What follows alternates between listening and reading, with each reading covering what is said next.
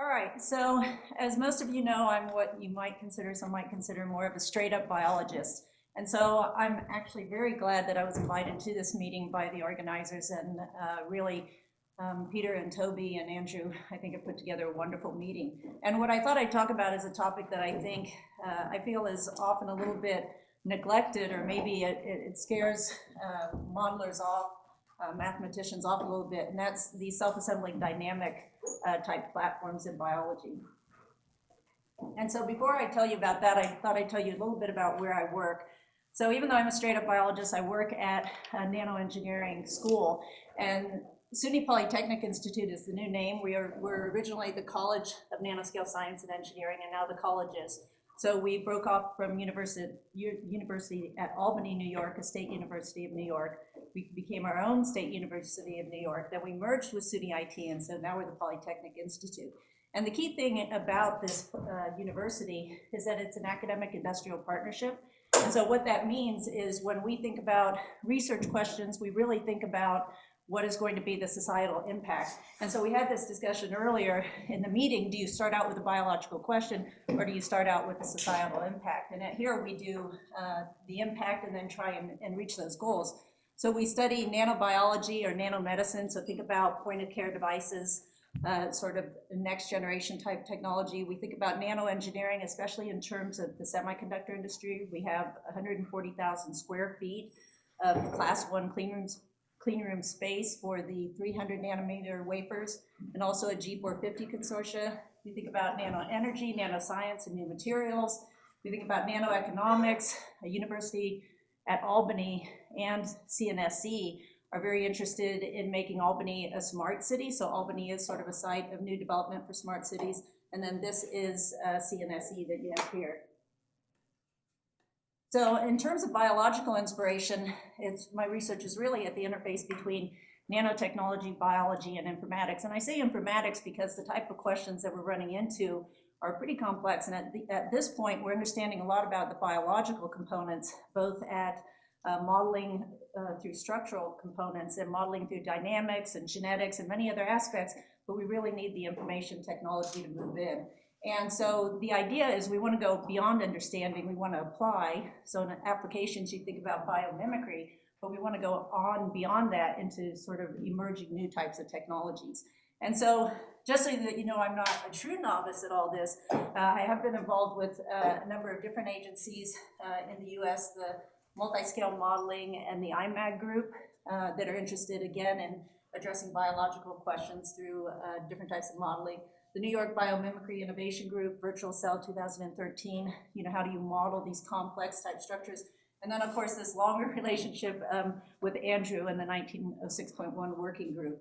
And so one of the points that I will mention that's come out really from these types of organizations is that modelers in the past, and it may be true for information theory, I'm not so sure yet, in the past what they've done is they've been very specific not only to the type of question that they're asking, but to the particular lab and that particular model setup. So I know even with these groups, what they're moving towards is that the model has to be applicable by multiple labs to use it. Because if you can't have multiple labs using it, even on the same system, then how are you really going to advance the modeling applications? And so it will be, for any grants that they put out in the future, it's going to be a requirement, is that that model is going to have to be accessible by different groups. And for me, I think that's very good because I often find that in some fields, the modelers or the mathematicians will kind of marry themselves with one group, and it becomes very limiting in that sense. There are a lot of biologists out there who are interested really in collaborating. So when you think about emerging systems, I think this ties in a lot with what Andrew was talking about in the beginning, is that we've really been a top-down world, and this has especially been true of the semiconductor industry, and especially true when you think about lithography and having to use different wavelengths of light to really make your chip smaller. And essentially what you're doing is you're making the field effect transistors smaller, these little gates smaller, and as you get towards e-beam lithography, you're getting down to like a 13 nanometer gate. But if you think about DNA being about 2 nanometers, that's pretty small. But what we're realizing even in the semiconductor industry is that through Moore's law, the idea that you have to double the area of a wafer, you have to pack more information into these chips, you have to make them smaller in order to make devices like all our phones and the GPS in our phones much more affordable, that in about 10 years' time, we're going to reach a heavy wall. And the problem with that is because the cost of getting smaller and that we can't move beyond the 450 wafer. Even to do the 450 wafer size is a big consortium. So it's already been recognized, you know, way back thinking about Feynman, really his days, there's more room at the bottom. It's already been recognized that we're going to have to do more in terms of bottom-up self-assembly, and what's better to do that than really the biological systems. And you can think about this if you look over here at this 2007 National Nanotechnology Initiative. What they thought were the key components at this transition point was utilization of nanoscale laws. Now, we all use classical physics when we're modeling biology, but at some point we're going to have to involve quantum type physics, because clearly it's involved, because so many times we can't even model, for example, how to fold a protein from a polypeptide sequence. What's going on there? We're probably just using classical laws and not really quantum laws. Biological principles, there has to be some basic understanding. Information technology, see, they were quite ahead of the game and seeing it there. And then knowledge how to integrate these. And the idea is then you get at the robotics. You get at the, what Andrew was talking about, his blood zapping robot. You get at biomimetics, guided assembly, and really a next level of sort of evolutionary processes. And so it's important, I think, when we're thinking about modeling biology, that it really goes well beyond modeling the biological systems. And one more slide from BNNI, and that is thinking about really nanotechnology in terms of passive nanostructures. So the first generation products where you just had materials, you had polymers, you had colloids, you were just initial experimentation into this type of organization of structures, or self-organizing structures. And then really active nanostructures. And this is more the idea behind a MEMS device or a NEMS device. So the type of biosensor device that we'll start to then employ in sort of next generation technology for medicine or point of care systems. And then we're sort of between these next two here. We're at systems of nanosystems. So you can also think about biological machines building biological machines. So guided assembly, 3D networking, new types of architectures, robotics, again, sort of on an evolutionary scale. And then this last step, which we haven't, of course, reached, and that's the molecular nanosystems. So molecular devices by design, atomic design, emerging functions. And so again, you have to have this integrated type of collaboration really to step into these areas. All right, so to give you an example, even as we sequence DNA has changed drastically. And for example, probably, perhaps there's nobody in this room yet that's had their genome sequenced, but it's going to become very common in the future, and how we sequence DNA has changed with the technology. So now you have a microfluidics device like this one. It's going to fit in your cell phone. You're going to be able to do a pinprick and enter a little bit of your blood in here. You're going to be able to screen for biomarkers of cancer. So the field's going that way. But also it's going the way of the DNA molecule on the right. So we think about, how does DNA compute? How can we think of DNA as a computational device? How can we apply architecture? So now, by understanding what kind of information is relayed between those two DNA molecules, you have DNA origami. So you're able to make little boxes of DNA, different types of structures, and counterfeiting it already being integrated, because chip technology, the inside of a chip looks basically very similar, but it's just the outside of that chip that looks different. So how do you stop counterfeit chip making? How do you stop counterfeit clothing sales? So already the way we're thinking about biological materials is evolving and emerging, and I think information technology is really going to help bridge these fields in ways that can't be done otherwise. So DNA is complex, but it's nothing compared to these guys, these biological machines. And what we do understand a lot about proteins is we understand structures. So you have different ribbon diagrams, but you have, for example, let's see, you have helices here, you have loops, and you have beta sheets in some of them. There's a beta sheet there. So we understand a lot about how these structures come together. We can understand sometimes that you have a multimeric unit, but we still don't understand a lot about how these proteins fold or how they function. And so I want to describe a couple of systems to you that are based on the microtubule cytoskeleton system and the importance of that. So when you think about self-assembling paradigms, the models that we use in our labs are really human stem cells, pluripotent stem cells, and thinking about how they assemble into tissues and organ structures. This is, for example, a human embryonic stem cell. That's an embryonic stem cell. Use this, that's an embryonic stem cell in a small grid. This is an embryoid body. It's just a 3D intermediate to a tissue or an organ that we use in culture. These are yeast cells, those are mitotic spindles. This, of course, a human mitotic spindle and a cancer cell that has 1, 2, 3, 4 mitotic spindles. So the beauty of the mitotic field, the cancer field, is it does work across model organisms, and we have disease type models of it, we have drug models of it, we have multi-organism models of it. So it's perfectly the system to be handled by information technology. So again, the thinking about a biological system that's self-assembling, that thinks about assembly and function, has good feedback and adaptation, so that it's not so much of a moving target, but that it is biological guided assembly. So these are the two areas that I focus on. I'm mainly going to talk about this one today, but I'm going to give you a little bit of a teaser on this one because I noticed we're having some neuroscience talks. So in the interest of collaboration, I thought I'd give you some feedback here. But the idea is understanding subcellular molecular machines, how they assemble, how they communicate with each other. Again, with the idea that you could take out components of that and use it in man-made systems or hybrid systems. And then, of course, in the cell or tissue or organoid arena, we're starting, for example, in the brain initiative, we've always had models that have been non-human models, or we have human disease models in the clinic. So is there something that we can engineer, these small brain organoids, that we could possibly use, and how do we apply information that's obtained in these in vitro systems to information obtained from, let's say, a rat model or from like a phantom head model.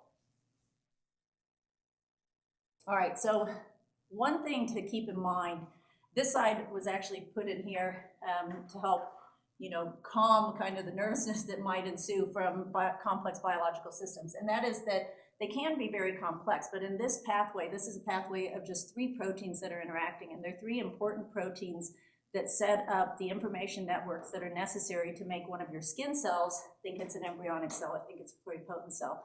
So these 3, there's usually generally a 4th gene involved as well, but these are enough to reset the whole platform, the whole diagram, to make this cell now be a pluripotent cell and to be able to differentiate into multiple cell types. So the idea is that we don't have to understand everything at once, we just have to understand a couple of the key node points and then work from there and then fill in the information as we move along.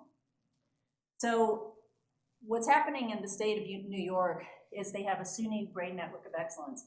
And it's meant to stir collaboration. There's really not much money involved, about $50,000 per labs. But what it does is really bring together expertise of different types. And so the idea is that we can take strategies that are out there to derive neurons or glial cells of different types or non-neural cells, and then we can try and assemble these into, for example, a 3D architecture of neural glial cells, look at neural signaling, look at disease modeling. So be able to say how many types of one neuron versus another versus glial cells, different ratios of mixed and normal disease types, what kind of signaling do we get out of this and how does it relate to other model systems.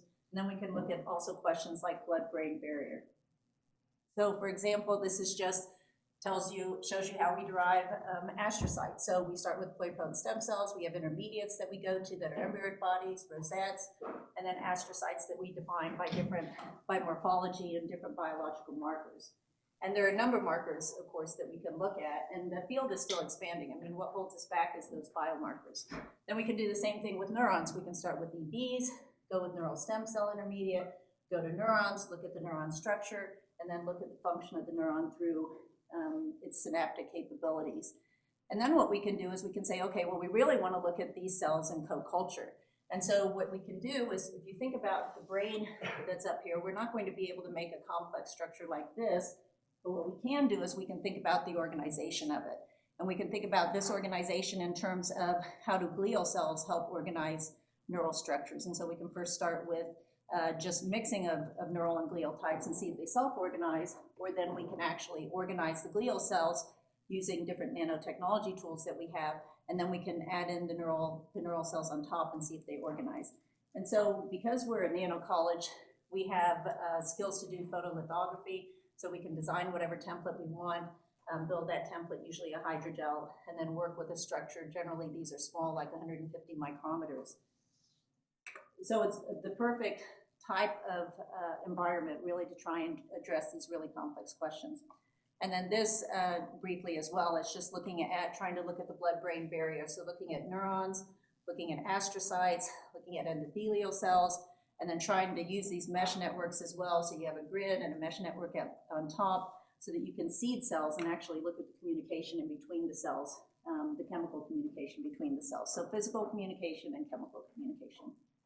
All right, but this is also extremely exciting to me, and that's these subcellular networks that are able to do these really dramatic types of organizations. Now, we don't typically see these types of organizations in cells from microtubule arrays, but it doesn't mean that we probably couldn't get the microtubules to do that or the machinery to do that.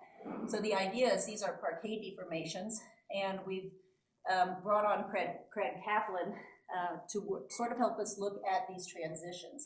So what's going on in a transition here, what's going on in a transition here, what's going on in a transition here. So you bring in graphic arts, and then you also just bring in what are the steps that you need to transform into one structure or another structure.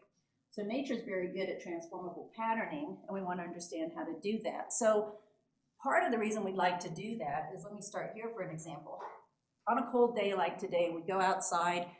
Some of us are thinking about, do we take our jacket or not take our jacket? Wouldn't it be nice if you just walk outside and the material in your clothing self-assembles into a tighter weave, and then you're more protected from the wind, and you come in and now it self-assembles into another type of weave.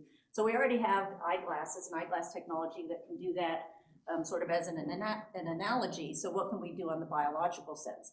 So when we think about, when my lab thinks about information technology, I'm really thinking about these broader applications. I want to understand the biology, but I want to understand the biology and able to apply the biology in similar ways or new ways. So in this case, what the last part of the talk's really going to be about is taking part of the structure here. This is a centrosome. This is a mitotic spindle. These are chromosomes. And at that centrosome is what's called a microtubule organizing center, or MTOC. And that organizing center is at the end of every single one of these microtubules. It's in this big mesh here of the centrosome. And this structure here is about, when it assembles, it's about the diameter of a microtubule end, so 25 nanometers. And for example, these yellow dots here are gamma tubulins, so 4 nanometers. So you're getting into pretty small structures. But the idea is if you can isolate this complex, it's a polarity determining complex. So wherever this complex is, will be a minus end of a microtubule, and the other end will be plus end. We could attach it to beads. We could make artificial centrosomes. We could attach it to surfaces that maybe it would be mountable and then removable or permanently mounted. Microtubules themselves are highly dynamic and will self-assemble, but motor proteins here, when added to this tubulin mixture, can make these types of structures. It doesn't look like a spindle because it has different parameters being used to organize it.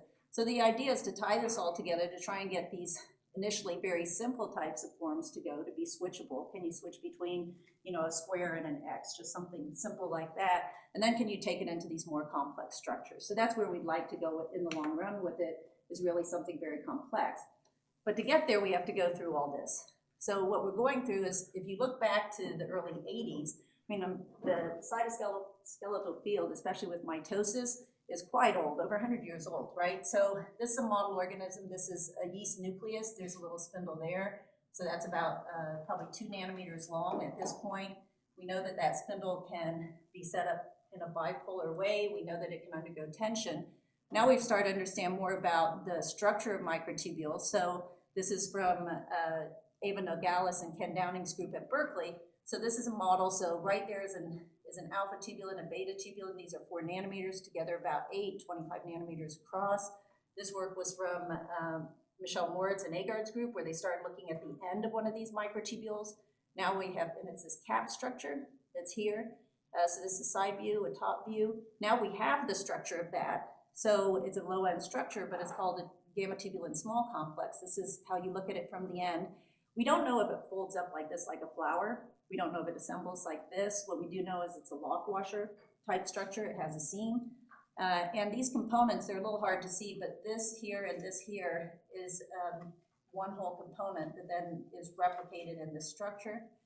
And then again, when you think about the last part of this puzzle, which is tubulins right here, so that would be an alpha, beta, alpha, so it would be this ridge here in a protofilament. And then you have a motor head. There's a motor protein walking along. He's taking little steps. He's going to step on a beta and then a beta up here. So even that's interesting in biology, right? It's a polar polymer. It's not only a polar polymer, but it's divided by structures that essentially look like they should be identical. They each have these kind of paired helices on the outside, but motors must step over it. And probably that relates to really motility aspects and making sure that they don't take little steps and then big steps, or trying to make it much more uniform in really the processivity. Now, this has been the traditional role. A role that we recently discovered was that these motor proteins, some of them can actually bind at this structure and regulate this structure and regulate nucleation. That's a neat idea in biology because it ties together what's going on at this end to form the microtubule with forming the whole structure of a spindle. So 2 examples of these motors. Let's get that one going. So again, this is just meant to show you these helices that are very similar, but the motor head just binding in one spot. And the other area that's really been actively researched as far as these type of structures, kinesins on microtubules, is the walking. So again, this motor taking a step here, and then it hydrolyzes ATPs in these steps. So ATP to ADP plus PI, and then the release of PI. So all of those are individual steps, and then you can also have unwinding at this point. And then what I have down here at the end is a gamma tubulin molecule, because now apparently these motors can also walk down and step here onto gamma tubulin. So one of the things to keep in mind, and we have all this information, is really the biological sense, is we tend to simplify motor proteins as being a motor protein that they have a motor end, like the one I showed you. They're able to maybe dimerize or multimerize, and then they have cargo ends. But really, there are at least 14 families of kinesin proteins, and even within the families, you can see that they're very diverse. And so these older models that we have of just let's model them as an N-terminus, a coil-coil region, and a C-terminus doesn't even really work anymore. And I think it limits the type of information you're going to get in any type of modeling of these systems. So you need to simplify, but if you simplify too much, you're not going to be able to divide out the functions. So functionally, a kinesin 14 may be here, like this one, binding a microtubule from either pole and cross-linking and maybe sliding these microtubules, or it can be here at this structure, regulating the end of the structure here. So very different types of biological processes. So when you look at the structure of tubulins, the catch is that they look the same. So here's beta, here's alpha, they look essentially the same. This structure here is actually gamma. And at the time when we were looking at motor protein binding to gamma, it's still not known the exact residues. And so what we did is we used information technology. We aligned up all betas, all alphas, all gammas, and looked for what was similar and what was different. And we were able to look for residues in gamma that were similar to beta, because that's where we knew the motor had bound, and that were different from alpha.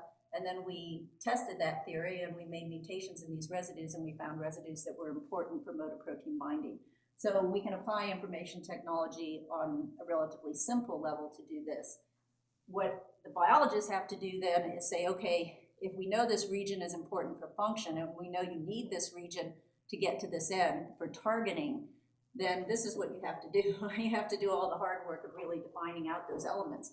But what you can end up doing is taking a motor protein that's maybe 230 amino acids long, making what is a short peptide of like 25 or 30 amino acids, and that has the whole function of that protein in regulating this structure, and that's what's pretty amazing.